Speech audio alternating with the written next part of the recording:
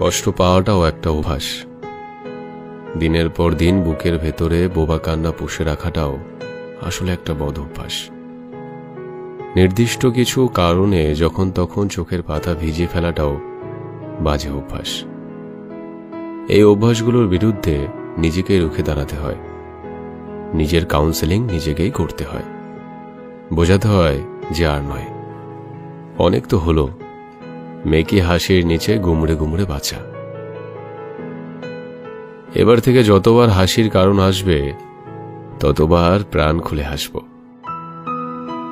হাসির কারণ কম পড়লে আশপাশ থেকে শুষে নেব হাসার রসদ।